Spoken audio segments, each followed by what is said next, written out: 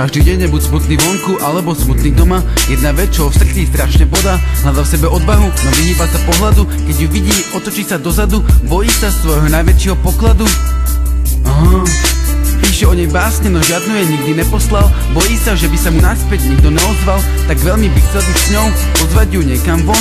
Chcel ju lepšie poznať, ale bojí sa, že ho môže preč poslať. A tak v hlave iba sa mu predstaví, ale ráno vždy smutný, keď zistí, že sa veci len zdali, že sa nestali, okolnosti mu stále neprijali.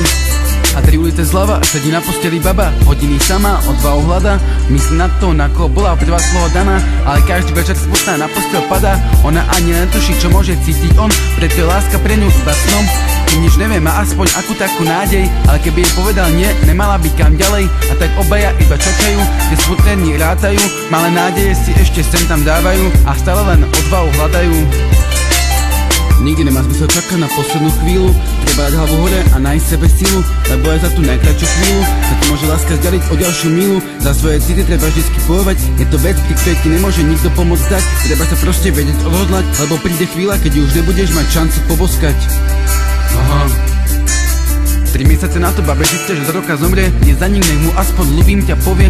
Príde k jeho domu, zazvoní zvončikom, ale jeho mama oznámi, že je s ním prišiel pred rokom s tým istým problémom, že má pred sebou ešte asi tak 2 týždne. Každý za ten deň jej v tej chvíli na rozum zíde.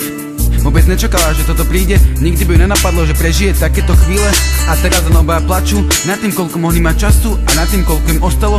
Najkrajší deň sa zároveň všetko posralo, na čo bolo dobre tak dlho čakať, keď musia skončiť skôr, ak stihli začať. A s tým osud veľa neprijal, tak jak im ani život veľa nedal. Nikdy nemá zmysel čakať na poslednú chvíľu, treba dať hlavu hore a nájsť sebe silu, lebo aj za tú najkračšiu chvíľu sa ti môže láska zďaliť o ďalšiu milu. Za svoje city treba vždycky bojovať, je to vec, pri ktorej ti nemôže nikto pomôcť dať. Treba sa proste vedieť odhodlať, lebo príde chvíľa, keď už nebudeš mať šancu poboskať. Obaja mali chorobu, ktorá sa liečiť nedala, mávali stavy, ktoré ani jeden ich nezvládal. Čas bežal, jak keby ho stokrát rýchlili, na tak krátku dobu bol fakt až prirýchli. Keď sa už ale vzdali aj posledné nádeje, prišlo malinké svetlo, ktoré ale stále slabé je. V prvom rade obidvom chýbali peniaze, ale hoďže boli možné účinky vedľajšie. Lekári našli spôsob a oni boli pokusní králici. Ich osud, láska a život teraz len od nich závisí. Aha.